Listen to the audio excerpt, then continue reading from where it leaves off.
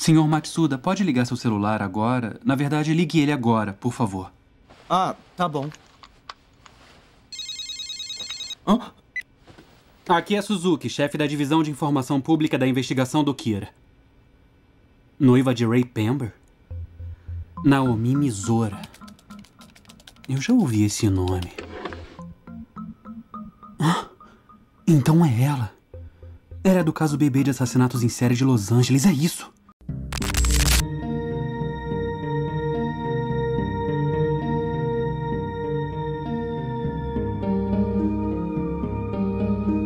Você provavelmente já ouviu falar de Death Note, certo? Um dos animes mais populares e sombrios de todos os tempos, que acompanha a história de Light Yagami, um jovem que encontra um caderno capaz de matar qualquer pessoa desde que se conheça seu nome e rosto. Mas o que realmente prende a gente nesse mundo, além da ideia sinistra do Caderno da Morte, é o jogo de gato e rato entre Light e Ellie, um dos detetives mais brilhantes e excêntricos da ficção. Com seu jeito estranho, postura esquisita e mente afiada, Ellie virou um ícone. Mas o que muita gente não sabe é que o legado dele vai muito além do que foi mostrado no anime ou no mangá. Antes mesmo de confrontar Kira, Ellie já havia resolvido casos bizarros ao redor do mundo. E um deles, talvez o mais estranho e brutal de todos, aconteceu em Los Angeles. Esse caso não está no anime. Ele foi contado numa light novel chamada Death Note, Another Note, The Los Angeles Baby Murder Cases. E é aqui que entra o nosso protagonista de hoje, Beyond Birthday, também conhecido como B, um personagem tão inteligente quanto Ellie, mas que escolheu seguir o caminho oposto. Em vez de combater o mal, B queria superá-lo, e sua forma de fazer isso foi criando uma série de assassinatos tão complexos, tão macabros, que nem o próprio Ellie conseguiria resolver.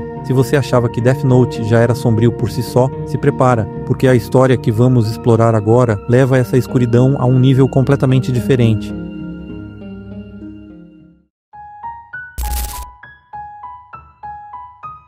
Essa história acompanha um caso investigado por Ellie junto com a agente Naomi Misora, que tenta descobrir quem está por trás de uma série de assassinatos brutais. E esse alguém é ninguém menos que Beyond Birthday. A história é narrada pelo Mello, que aproveita para mostrar que sabe mais sobre Ellie do que o Nier. A partir daqui, vamos focar no B. B e A foram as primeiras crianças selecionadas pela Casa Wami para serem os possíveis sucessores de Ellie. Mas a pressão foi tanta que A não aguentou e acabou tirando a própria vida. Depois disso, em algum momento, B também deixou a instituição. Durante alguns meses em 2002, ninguém sabia onde ele estava. Foi nesse período que B decidiu que superaria Ellie, não como detetive, mas como o maior criminoso do mundo. E o plano dele, criar um caso tão complicado que nem o Ellie conseguiria resolver.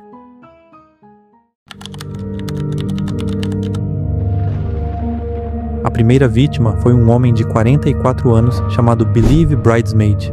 B o matou em 31 de julho de 2002 usando drogas, estrangulamento com uma corda e depois da morte ainda mutilou o corpo com vários cortes no peito e por algum motivo trocou as roupas da vítima e deixou 4 bonecos Waraningyo na cena. Naomi Misora, enquanto investigava o crime, conhece um detetive chamado Hurozaki que passa a ajudá-la com pistas importantes. Esse tal Hurozaki é um cara esguio, cabelo preto, olheiras profundas, roupas simples e se curva tanto que parece mais baixo do que realmente é. Ele vive comendo doces, especialmente geleia de morango, e tem o hábito estranho de se sentar de cócoras. Na autópsia da primeira vítima, Naomi percebe que os cortes no peito formavam números romanos. Junto com Hurozaki, ela decifra uma mensagem deixada por B ao substituir 2 volumes de um mangá por outro livro, e usar os números para formar palavras escondidas em determinadas páginas. Tudo isso revelando o nome da próxima vítima.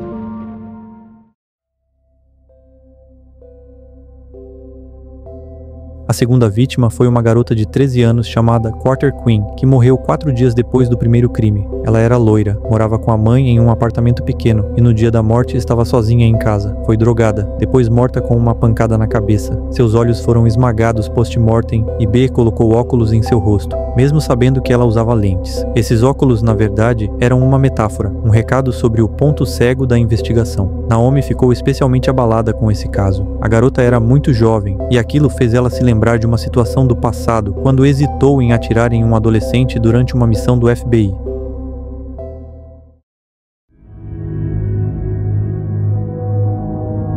A terceira e última vítima foi Backyard Bottom Slash, uma bancária de 28 anos. B decidiu testar se alguém poderia morrer por hemorragia interna sem que nenhum órgão fosse danificado. Ele drogou a mulher e começou a bater em seu braço até perceber que não daria certo. Então, ele partiu para algo muito mais brutal. Cortou sua perna direita e braço esquerdo, matando-a por perda de sangue. A perna foi encontrada na banheira, mas o braço nunca foi recuperado. Na cena, ele deixou mais 2 bonecos Waraningyo pregados na parede.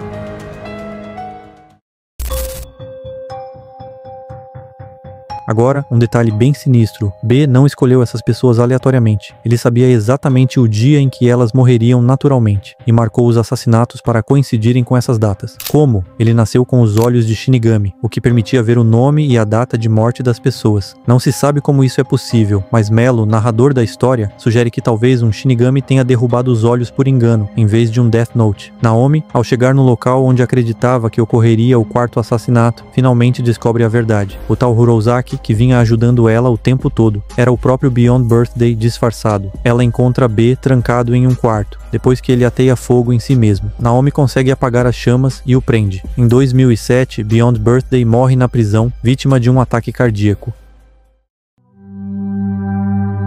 Durante toda a investigação, somos levados a acreditar que Urozaki era Ellie. Eles têm hábitos parecidos, como o amor por doces, mas há diferenças importantes. Ellie comia doces de forma controlada, já B era descrito metendo a mão num pote de geleia e devorando tudo com gosto. Além disso, Urozaki usava várias camadas de maquiagem para parecer com Ellie, o que levanta a dúvida, como ele sabia como Ellie era fisicamente e como agia. O rosto verdadeiro de B nunca foi revelado. A imagem mais próxima que temos talvez seja a capa da novela, mas ninguém sabe ao certo se é ele ou o próprio Ellie ali. O plano final de B era que o último assassinato fosse sua própria morte, encerrando o personagem Urozaki. Como ele escondeu seu nome da casa Wami, ninguém poderia associar seu corpo a B. Assim, morreria como um anônimo no meio de seu próprio teatro macabro. E é isso. Se eu deixei passar algum detalhe, comenta aí. Até a próxima.